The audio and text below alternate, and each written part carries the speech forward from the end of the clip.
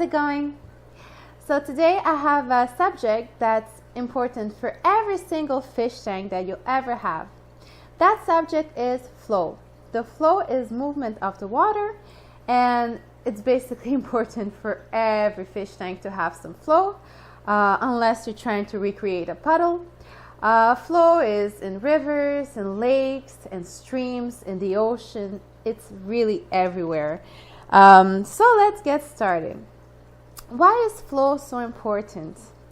Well, flow is really important, number one, for regulating the levels of CO2 in your water. What is CO2? CO2 is carbon dioxide. It's basically the byproduct of fish using the oxygen in your tank.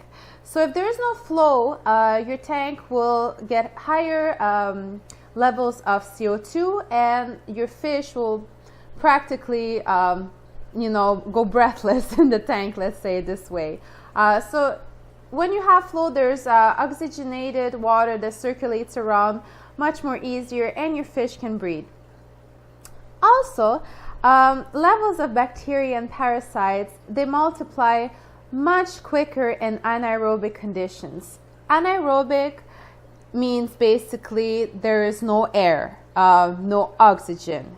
So when there's high levels of CO2 and no movement, bacteria and parasites multiply so much more faster. Also, it keeps detritus off the substrate, meaning fish waste, your wood falling apart. It keeps it off your substrate, your sand, your aragonite, and it sends it directly into the filter. Now, the filter is a subject of its own, so the rule of thumb, I will not cover the filtration all in this video, that'll be for another video, but the rule of thumb for a good filtration in your aquarium is 2 to 3 times the capacity size of your aquarium. So if your aquarium is 50 gallon, you should get a filter that can filter up to 100 gallon or 150 for better results. Or you can have multiple filters also on one tank just to make more flow, more oxygenation, more movement, and more cleaning power. Also, a lot of fish, if not all, except probably betas, enjoy swimming through the current, against the current, and it also, in a way, keeps parasites off the fish. It's much harder for parasites to adhere to your fish's skin if there's flow in the tank, because it will sweep them away from the fish, and also the fish will swim against the current to get anything off its slime coat. So it's really important to keep those parasites at bay. It also regulates the cooling and warming of your aquarium. So, for an example, if you have absolutely no flow in your tank, your heater will not be able to warm up your tank. But in this case also, it will create a very small pool of extremely hot water right around the filter, right around your heater. So around the heater, very hot, and everywhere else in the tank, very cold. You don't want that. So it really keeps the temperature levels much more equilibrated in your tank. Also with that, it keeps algae at bay. If you have less detritus accumulated in one spot, you will have less algae accumulating. Flow will blow the algae slowly off your decorations. When I said pockets of debris, also, when you have no flow, debris accumulates in certain spots and creates anaerobic areas in your tank. Now, if one day you are playing around with your tank or you're cleaning, all that anaerobic bacteria, meaning airless bacteria, which is extremely dangerous for your fish, will be released into your fish tank. So sulfur and bad bacteria will all go into your water column and poison your fish whenever you touch that dead pocket. So with flow, there will be no dead zones in your aquarium. That being said, you have to angle the flow properly to be evenly distributed around your tank. So have some flow in there. If we're talking freshwater, that counts as freshwater, what I just said. And if we're talking saltwater, it's absolutely crucial for you to have flow in absolutely every single place of your reef tank or your saltwater tank.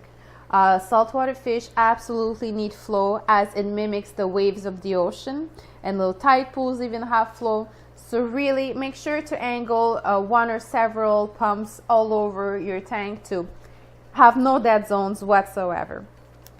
Organisms such as corals need absolutely flow in your water in order for them to feed. A coral is not an animal that can move.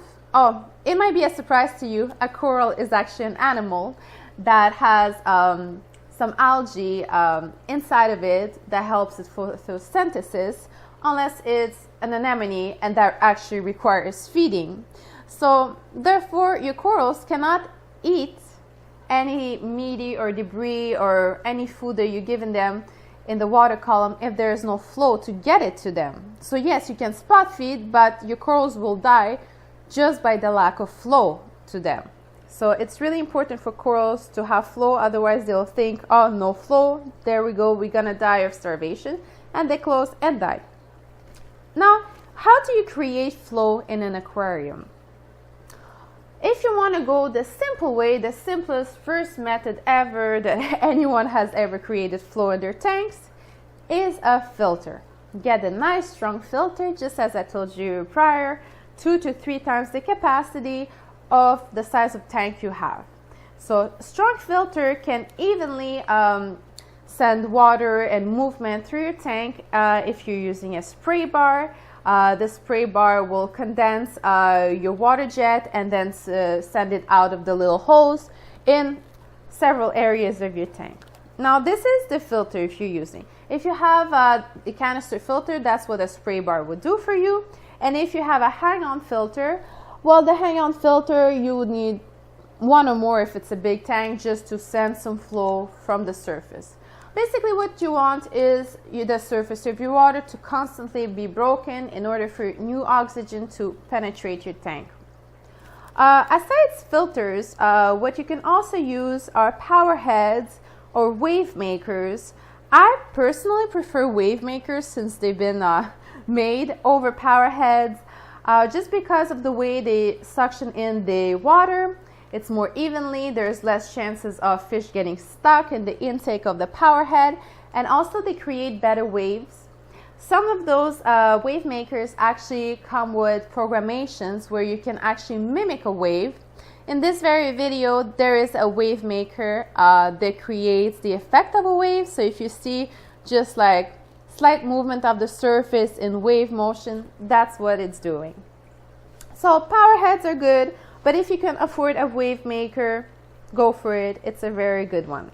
But I don't suggest power heads or wave makers if you have baby fish, or if it's a breeding tank. They will get crushed, sucked in, and decapitated in those things. So no wave makers if you have baby fish in the tank, or very, very small ones, or bettas. Bettas would just, yeah, it would not be nice. A safe way to create some movement in your water column is air stones, or bubblers, how they like to call them. So air stones, I mean, everybody's seen this before. You just put an air machine, you hook it up to a little tube, and at the end of it, there will be an air stone that will distribute bubbles of water all throughout your tank. Now, this method cannot be used in salt water because salt water should not have air bubbles in it. It's very bad for the salt water. It can adhere to the slime coat of your fish, and also it's not good for your corals. So air stones good only in fresh water. Another thing you can do if you have a paludarium or a riparium, which is like a halfway tank, half earth, half water, is to create the effect of waterfall. So a waterfall will evenly break out the surface and create some good movement. So there are some projects you can do in order to create that. If I find some links, I will put them below. I did a riparium myself several years ago. I will put the link into the description. And yeah, so this is what I think about flow, how important it is. And I mean, I have a lot of fish that totally display different attitudes and movement when there is flow versus when there isn't. Fish get quite depressed if there is no flow, especially river fish, cichlids, tetras. All these type of fish, they need good flow. If you ever seen some shiners, which are cold water type of minnow, they really enjoy flow and they really enjoy swimming against it. So research what kind of fish you have and try to adapt the strength of the flow to the species that you have. Alright guys, thank you so much for watching. If you have enjoyed this video, give it a thumbs up and subscribe if you want to see more of me, and also hit the bell button to get my latest notification. Alright guys, see you soon. Bye!